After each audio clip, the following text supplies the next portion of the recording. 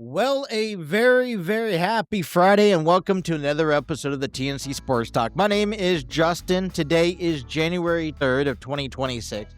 On today's episode, we will be reviewing and previewing the AFC and NFC Championships as the Patriots will take on the Broncos and the Rams take on the Seattle Seahawks.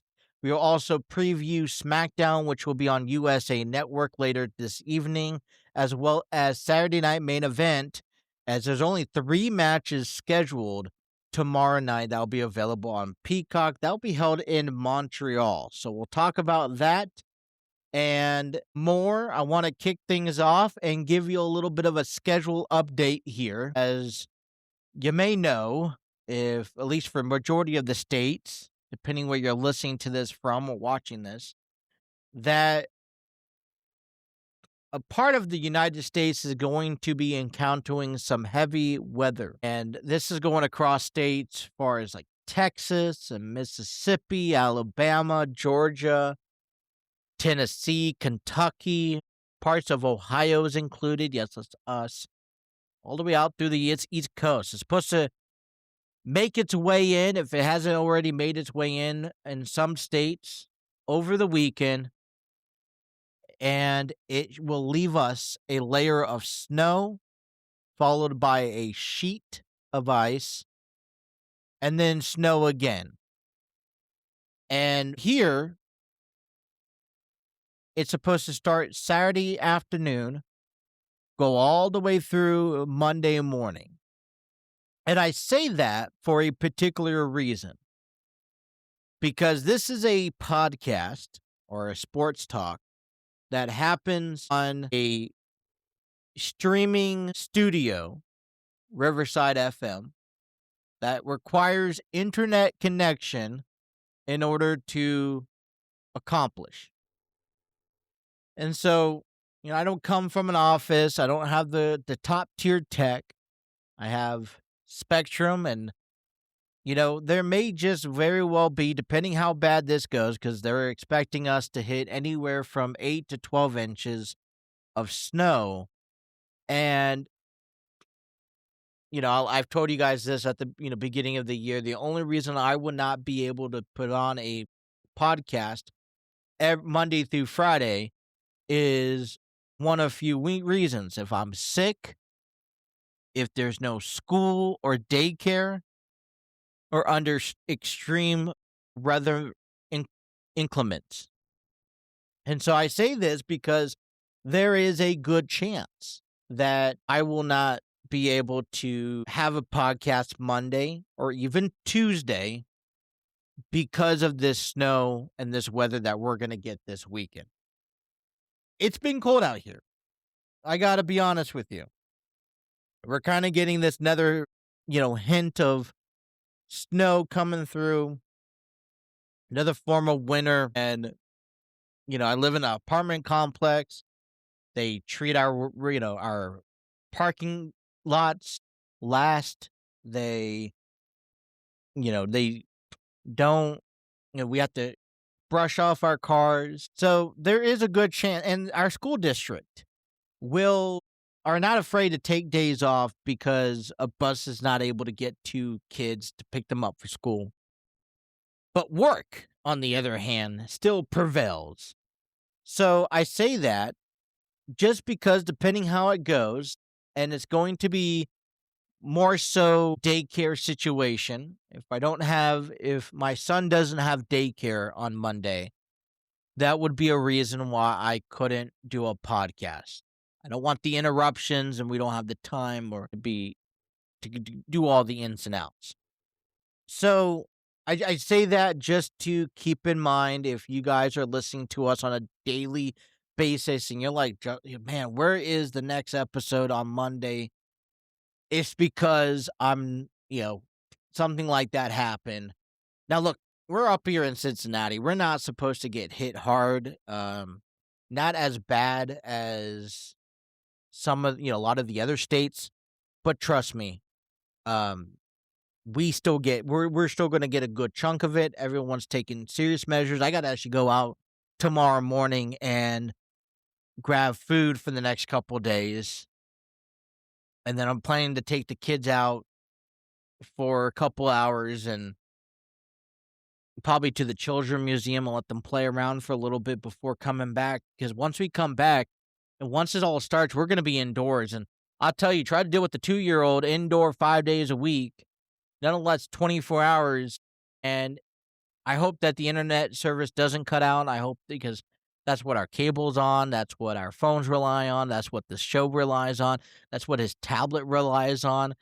But I got to tell you, I'm not looking forward to it. I hate it, probably just as much as anyone else does. Thank goodness I don't have to go out there and endure into it.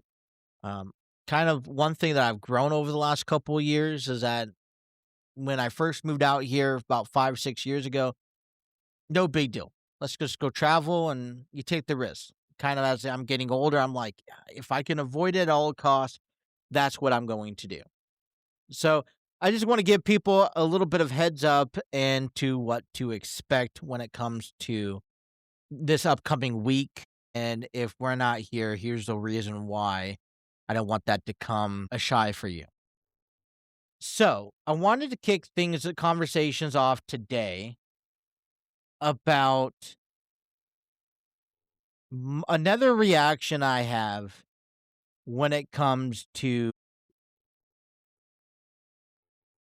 the Cincinnati Reds, particularly actually in the Freddie Peralta trade that we saw earlier this week, where we saw Peralta get traded from Milwaukee to the New York Mets in exchange for some prospects. The one thing that I actually learned this week, has to be that Milwaukee, if you're a player that is coming up on contract and you're a solid player, instead of keeping you, they end up trading you and collecting prospects out of it. And that's what happened here. Freddie Peralta was traded to the Mets in return that the Brewers received prospects. Now, Freddie Peralta, to me, is a deadly force to be reckoned with. And Freddie Peralta is, to me, an ace pitcher. Now, of course, Peralta has, Milwaukee has Brandon Woodruff. But the rest of the rotation, how do you feel about it? I mean, they're not no top tier. There were a rotation that did elevate and help themselves to a division championship and even to into the playoffs. But if I'm the Cincinnati Reds, I'm taking a little breath of relief here. I'm telling myself that that's one less person that we have to deal with on a series-to-series basis. And it's not like I'm not encouraged or I'm motivated to have ourselves a good competition. I want good competition. But the Reds could use all the help that they can get. And when you think about Milwaukee coming into town, or us facing them in 4 to 6 series a year, the chances of facing Freddie Peralta comes up probably at least about half of those times. So just imagine facing Freddie Peralta 3 times. Now, the one good thing about facing a pitcher multiple times is you get a sense of what they're capable of. But when he's as impactful, he's elevated, just like what we, and where he's a fierce pitcher to be worried about, a sigh of relief comes when you find out that he's not in the same division. It's similar to, look, I'm not even upset about the Kyle Tucker trade or sign with the Dodgers. You know why? Because it's not in the National League Central.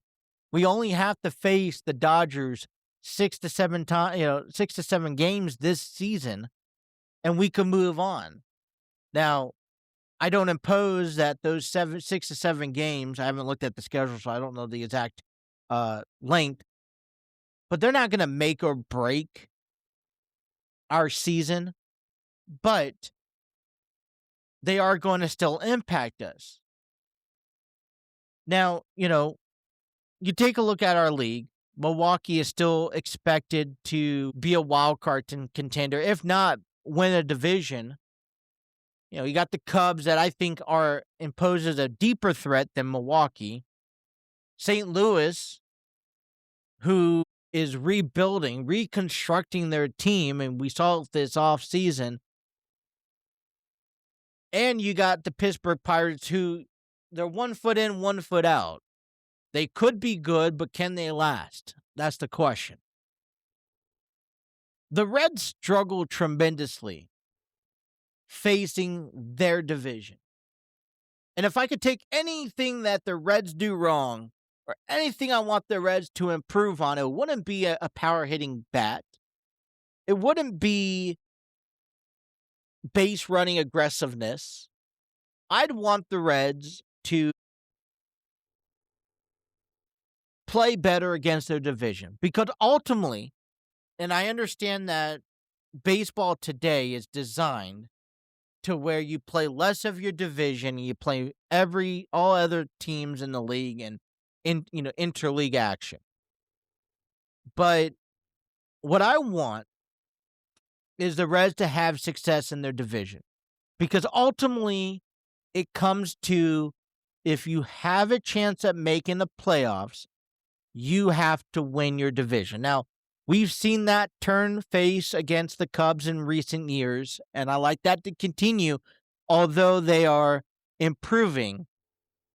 But you have to admit that we continue to struggle against teams like Milwaukee, St. Louis, despite their ongoing efforts of rebuilding, and the Pittsburgh Pirates, who also, by the way, have added players to their team. And the reason why the Pirates will never amount to anything is because they are a selling team. They, just like the Reds, they are a little bit more deeper selling team. They are the bottom of the total pool.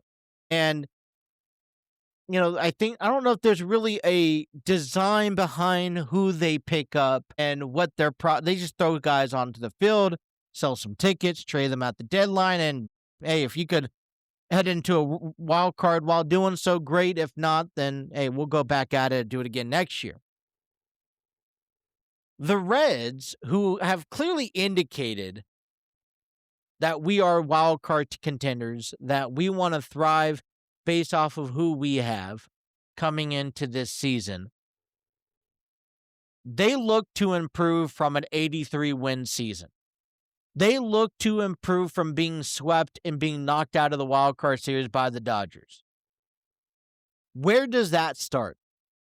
That starts by competing in your division. And look, Freddie Peralta is not going to be in the lineup on a daily basis. He's a pitcher who pitches every 5 days.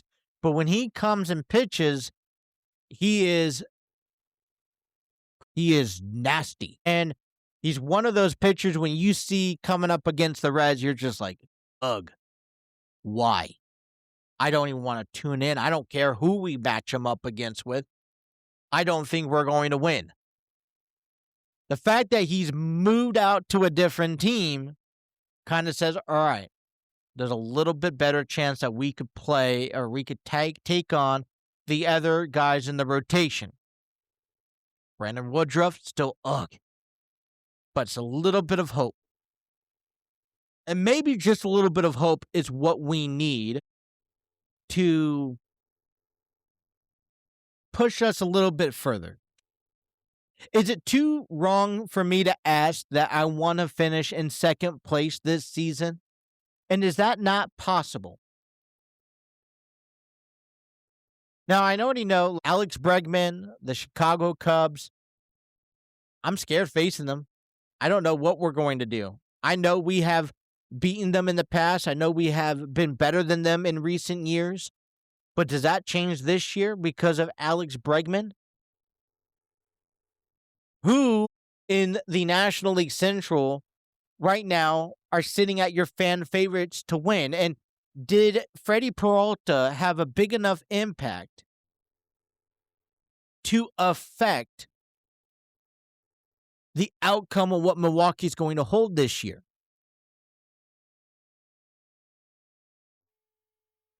So in my opinion, I think this National League Central is kind of opening up a little bit.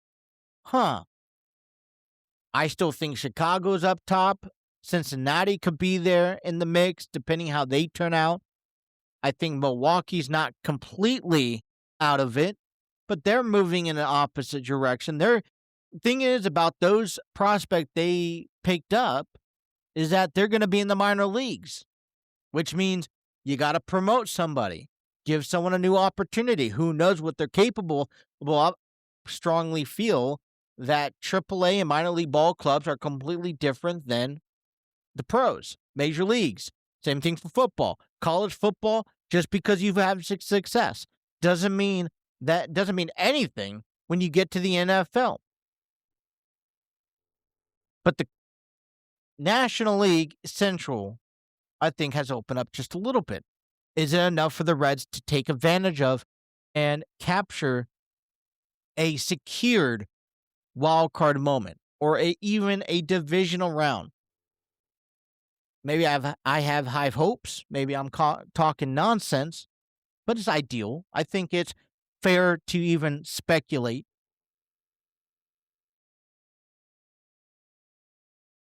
One thing that I've learned, and you could take, for example, the New York Yankees, is that you can have anyone and everyone under the sun. They go out and they have the Giancarlo Stantons of the world, the Aaron Judge and the Cody Bellinger and the Max Fried, and yet it still does not guarantee you anything at all in the season. It doesn't guarantee you a championship. It doesn't guarantee you a World Series. You have to be able to actually go in and win a World Series. Now, yeah, the Dodgers have done it twice. But coming into this year, what's great about March 26th is that every team has an equal opportunity at winning the World Series. Every team starts at 0-0, and they have an equal opportunity of making the playoffs. Then they have an equal opportunity at becoming the next World Series champion. And just because the Dodgers signed Kyle Tucker, just because they picked up Edwin Diaz, does not mean that they guarantee themselves a World Series victory. They may be the best baseball team on paper, but they got to show that they're the best baseball team out there. They've done it for 2 years in a row. The big question for Major League Baseball heading into 2026 is if they could do it again for the third year, but that does not guarantee them anything. We've seen teams like the Cubs, like the Guardians, like the Royals come in with nobody, with hardly anyone, just speculations that they could be somebody, and they won World Series. Terry Francona, ask him yourself, he's been through it. And so what puts the Cincinnati Reds further away than winning a division, possibly going to a World Series? And moments like this, when a top star from a difficult team, trust me, Milwaukee is a difficult team, leaves, now we may not have to face them at all this year, should be used as a motivational tactic piece to get these guys going for 2026.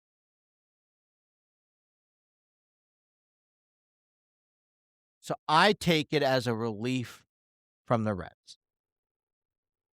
Maybe you should too. All right, before we get going into our next conversation, I want to invite you out to a special Valentine's Day class on February 13th from 6 to 8 p.m. Join Enlighten Studios, hosted by Nikhil Chappell, as they host Paint and Pastries at the Archville in Cincinnati, Ohio.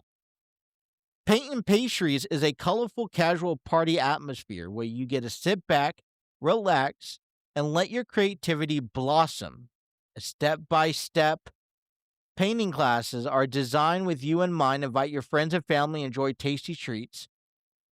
Follow along with their experienced local artists. Never painted before, that's okay.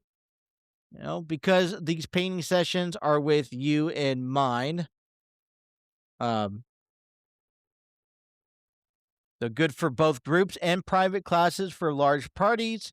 You can check them out and get your tickets today at tickettailor.com for more information. I encourage you guys to go out.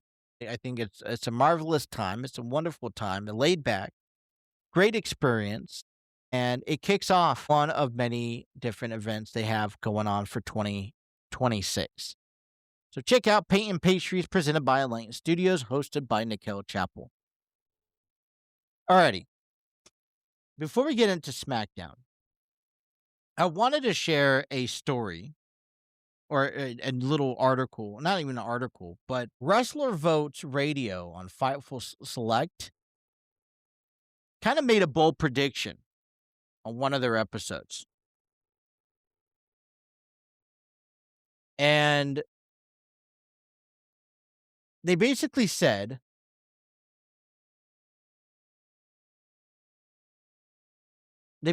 predicted, sorry, I was just distracted a little bit, that AJ Lee and Becky Lynch will be facing each other at WrestleMania 42. Think about that for a second. And I'm just asking, I want to ask, just curious, is that something that you guys want to see? You want to see AJ Lee and Becky Lynch at WrestleMania? Is that a match on the card that would be a blockbuster deal? Remember, AJ Lee returned back to ring at WrestlePalooza last year. She teamed up with CM Punk in a mixed-gender tag team match who faced Becky Lynch and Seth Rollins. AJ Lee also participated in the Women's Survivor Series match, where her team won the match after conquering and beating people like Becky Lynch, Lash Legend, Nia Jax, and so on. She's kind of been away since then, hasn't really made an appearance. Now there is speculations and rumors that she could be headlining a WrestleMania match card along with Becky Lynch. One of the questions that is tied along to that is, will the Women's Intercontinental Championship will be involved some way or some sort? So I say this, and let me get to my next conversation because they're going to tie it along to each other. Bayley went out and said something, made a comment on Fightful, and she basically shared her expressions when it comes to WWE live events. Okay? And I want to read it here. I guess I have to get up to it. I don't know what's going on. Uh-oh. There we go. So let me just get to it. Basically, she was going on and saying, all right, so let me actually read to you a little bit of what she says. This is credited. I want to give credit out to Fightful for the transcript. For the quote above. She said, for someone like me, yes. Okay. Bayley was asked if cutting down on live events has helped preserve her body. She said, for someone like me, yes, because I've been here for my first 8 years on the main roster. I was on every single live event, thankfully. It was tough, and around year 5 or 6, Charlotte and I would be like this. They need to put someone else on here so they can help and learn how to do it. I understand they needed the star power and experienced woman and sell tickets. So we're on everything. It was really brutal. Now, when I look back on it, I miss them. I feel it helps with longevity and keeps up and stays relevant is because we had that experience. It's very different than TV. TV is stressful. You have to hit these times and camera angles. Sometimes you don't always have a match on TV. It could be a promo or backstage. But if you get your reps in on the live events, it makes the world of a difference. So the reason why I bring this up, because this hasn't been an ongoing thing in the WWE for quite some time. And I remember just a few years back, we would talk about this and point out our pet peeves. Our pet peeve indicated that WWE kept bringing back alumni in order to fill in match cards. And so an event like Saudi Arabia, where they're paying top tier dollars, they're going to get anyone who they want to use and see. So even if you don't like that match card, you're going to get it. You don't want to see The Rock, you're going to get The Rock. You don't want to see The Undertaker, you're going to get The Undertaker, despite him being retired. But that's because that's what business calls for. But in recent years, this shift changed where we're seeing less live events, and it may have started affecting skilled performers and the use of talent. Now, I've always liked live events. Things could happen. I've seen title change hands on live events. And for someone like Bayley, and for some of these younger talented people like Maxine Dupree, Lyra Valkyria, they can benefit a weekly use of a live event, like Bayley just mentioned on this, on this result. You get your live reps each and every week on Raw. There's 52 Raws a year. There's 52 SmackDowns, 52 NXT, almost 52 premium live events, maybe a little bit more. But if you're lucky, you get to be on once a week. But it's not always in the ring. And if all you're doing is being on live TV, how are you, and you're not even in the ring every day of the week, then how are you bettering your skill? And for someone who needs, because trust me, everyone needs to help polish their skills. You use these live events for rivalries, for matches. I remember during the winter tour just a few weeks ago, before the buildup, as the buildup took place for Cody Rhodes and Drew McIntyre for the WWE Championship, we saw pictures and footage of the winter meeting, these winter tours, where Cody Rhodes and Drew McIntyre were in the ring each and every time under a different stipulation. And I think that just builds to embark, getting to know your opponent, getting to know their skill level, getting to know their moves, their placements in the ring. And when now you take that and you put that on television, you're getting your best product because they are now well experienced with each other. And so for me, I'm the one who likes I'm the one who likes live events. Hitting those cities that won't get a live television show. Hitting those cities that, on a Friday, Saturday, or Sunday that could keep you relevant, keeps those storylines going, and keeps those people fresh throughout the summer, throughout the winter time. And I feel like the WWE needs to bring them back. I feel like it should be a Friday, Saturday, Sunday deal, or a Saturday or Sunday. Nothing during live event. You shouldn't. This is, if I was booking, if I was running it,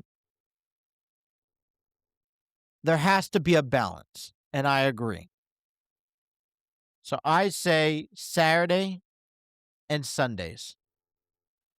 Don't have them on a PLE event. So, like, for example, Saturday night main events tomorrow, you don't have a live event somewhere else. because you want everyone watching your Saturday night main event. And you take that away when you have a live event on that date. You could have, you can work on these younger talent skills, balance it out. That's what I say. Use everybody. If you want to see Bailey, you can't see. Oh, well, you have a lesser crowd, you have a lesser crowd, but they work on their skill. Maybe have it at smaller venues. But I say that because I feel like the time that you have in the ring is limited for an athlete right now. And then a match card like AJ Lee and Becky Lynch at the grandest stage of them all, where you're bringing someone back who has really not really competed in the last decade, going against a alumni and a future Hall of Famer and Becky Lynch. Is that what's best for business, for the product, or for viewership? And that's the question I ask. You see, as a fan, I love AJ Lee and Becky Lynch. I think it is a WrestleMania match. By all means, I think it's well worth it. And sure, even put the Intercontinental Championship on the line. I think AJ Lee, if she would to win a title, that could be a nice little small title run she has. I'm all for it. But just let me remind you that if you have that match, you take away from somebody else who could use the time or could use the promotion in the ring during WrestleMania. Becky Lynch is at the part of her career where she should be giving back. And I know she does, okay? She just got done through a feud with Maxine Dupree, and I think that's great. Now it's Natalia's turn. Understandable. But I would use this time to give back to somebody else and work with a younger person in the ring that can use an experience match like this one. Because let's face it, any female coming up can use a match against Becky Lynch and mean a lot. So for me, it's a bit controversial because, yes, one hand, I want to see this match. The other hand, I think it takes away from building somebody up. Charlotte Flair did it last year. Tiffany Stratton needed that little edge, needed that little push. Charlotte took her to WrestleMania. And Tiffany Stratton was put on the map because of that, to be honest. So, but I don't know. Would you guys, I think best for business, I think everyone would agree that AJ Lee, Becky Lynch is a match for WrestleMania. Help put the title on the line. Fine by me. But when you look at the overall picture, that's one person or even two people that don't get a chance to perform at WrestleMania, that doesn't get a chance to improve their skill set and make a name for themselves.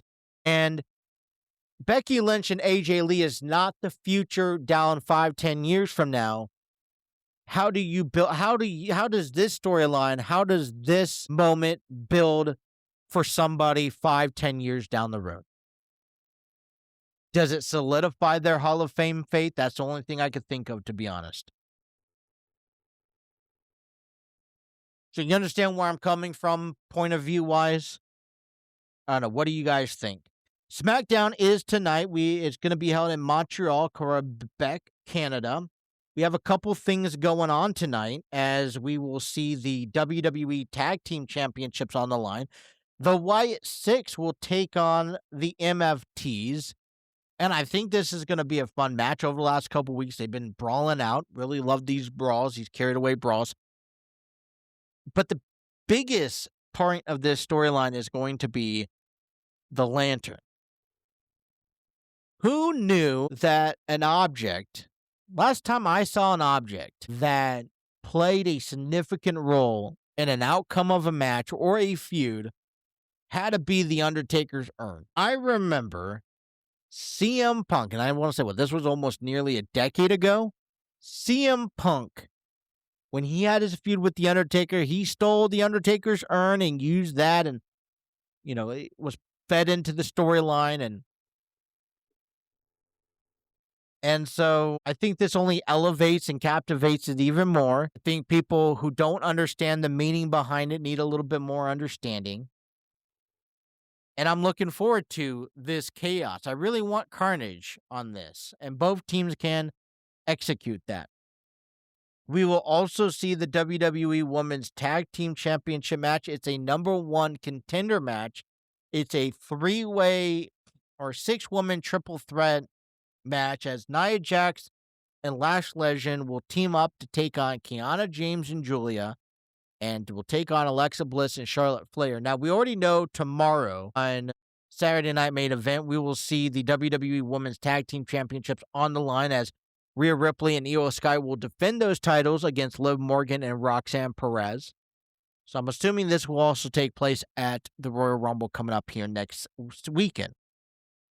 Nathan Frazier takes on Johnny Gargano. This comes after the confirmation that Tommaso Ciampa will not be renewing his contract with the WWE once it expires. Trick Williams will take on Damian Priest, and AJ Styles will attend SmackDown as requested Nick Aldis to appear. So an interesting 3-hour episode of SmackDown begins tonight at 8 p.m. on Peacock. I encourage you guys to check it out.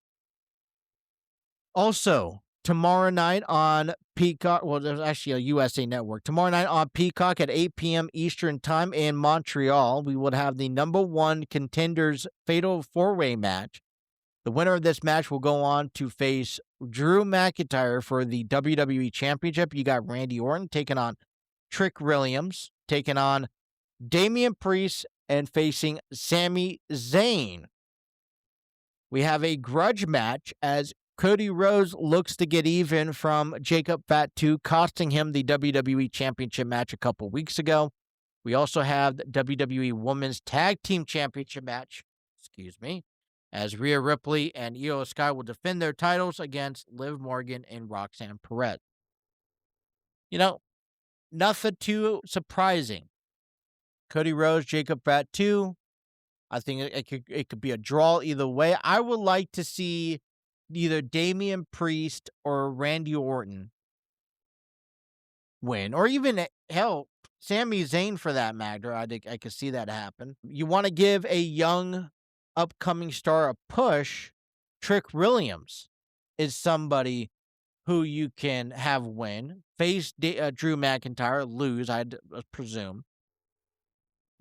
And then I would also keep the titles on Rhea Ripley or Io Sky. Maybe even, I wouldn't mind changing it up. I mean, and having Liv Morgan and Roxanne Perez. But this is where my brain is going off into left field out of nowhere.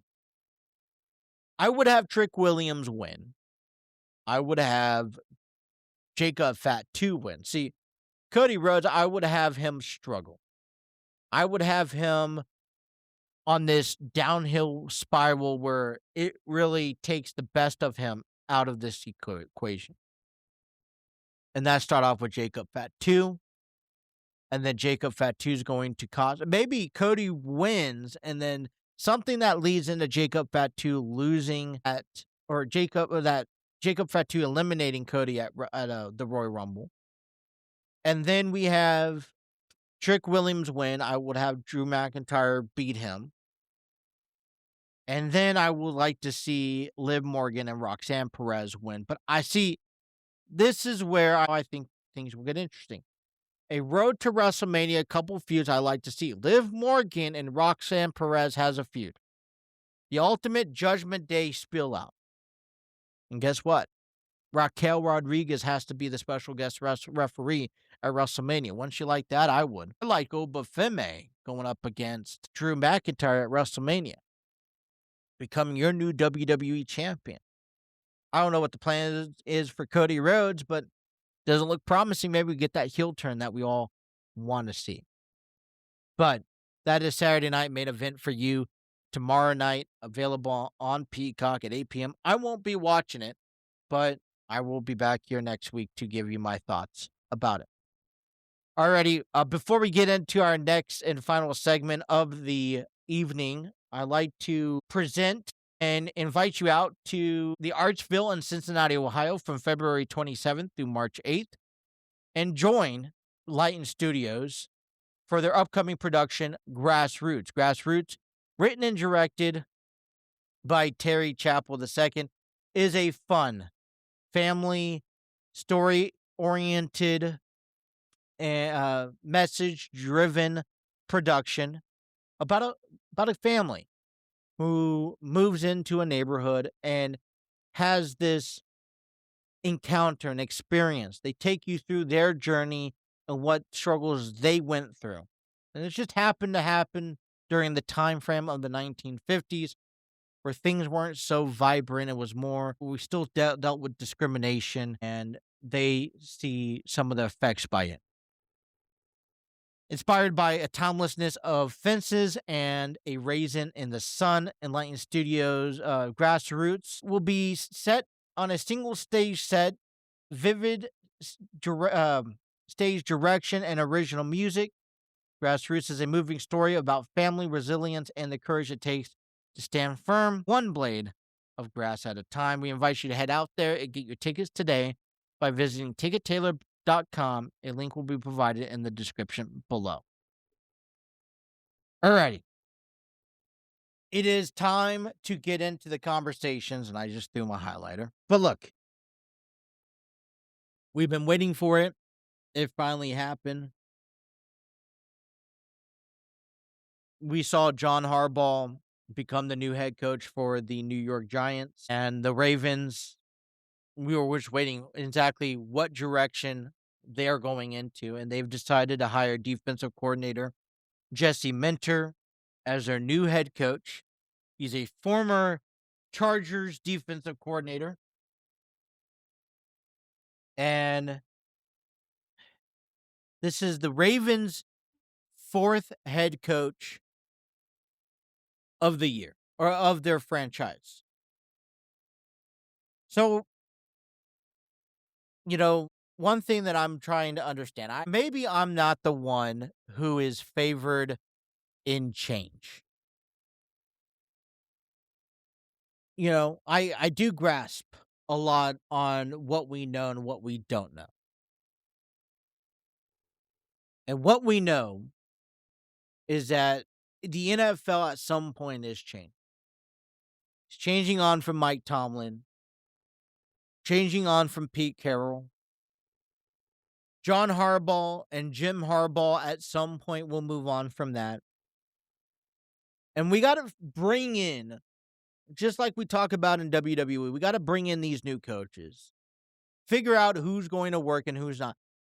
There's not much to go off of.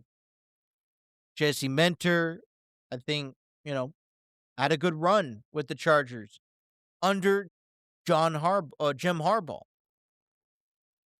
Now it's time to step up and create a name for yourself. And this is the only way to do it. I agree, but I'm not so fond of it because it is change. You keep yourself defensive oriented. I think this is where you put in Lamar Jackson and you figure out what your offensive coordinator looks like, and you let them worry about. It's going to be a separation. You're going to be able to see the separation as the season progresses. I really do think. But I think this is a good opportunity for Jesse Minter. I think, this is a good learning point for the Ravens. And look, like we mentioned, this is the fourth head coach in franchise history. John Harbaugh just came off of 18 years with the organization.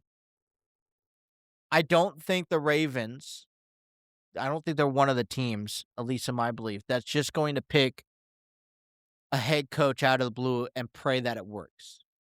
They do their homework. They do their background check. They investigate. And they want to make sure that their next head coach is the right one. They want him around for the next 5-10 years if possible. So what I say to that, though, is that Jesse Minter has some big shoes to fill. Think about that. Jesse Minter has to fill in a Super Bowl champion, a team, even though it was under Joe Flacco. 18 years as a head coach, several playoff appearances. Those are some big shoes.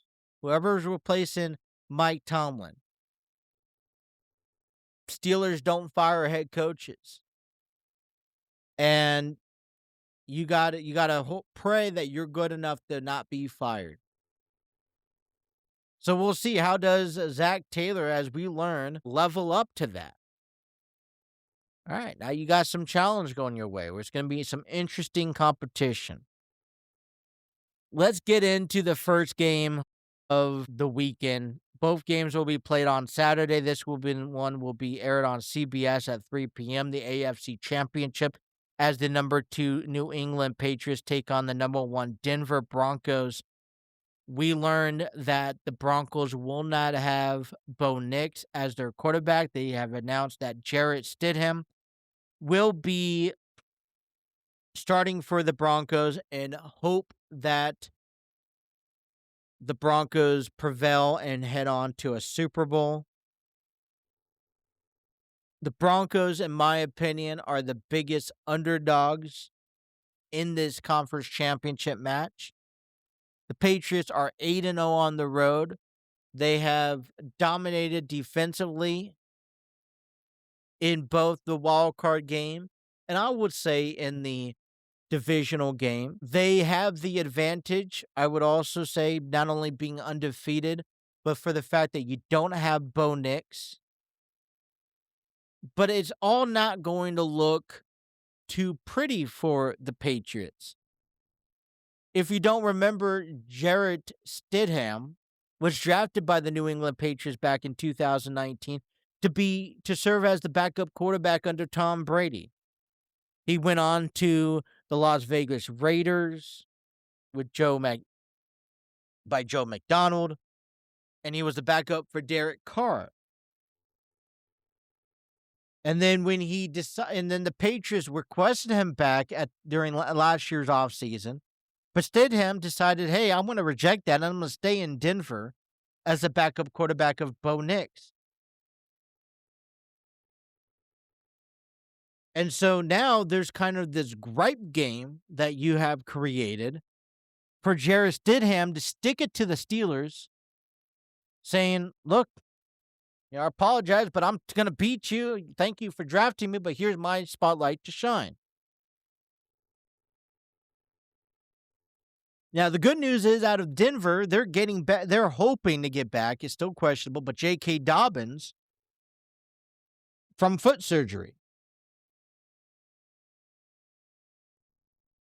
And I truly believe that with a good run game, which is probably something the Broncos are going to depend on, and a good defense, they can help Stidham to win his second game of his career. He's only had 4 starts, 1 win. That was back in 2023 on December 31st. But he's filling in some big shoes here in Denver. But without being said, it goes up against a MVP caliber Drake May. Now, that MVP caliber has only taken place during the regular season. There's been some struggles that Drake May has had during the postseason. He's been sacked 10 times. He's thrown 2 interceptions and has fumbled 6 times, only recovering 3 of them. And Denver has led the league in sacks with 68. So when you ask about who do I think could win this game, it's hard to say, well, it's up in the air. Is it not?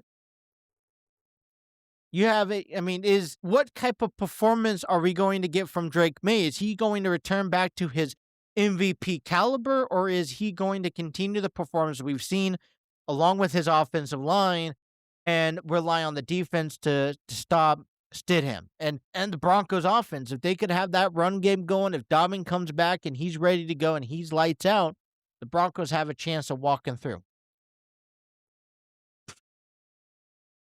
I think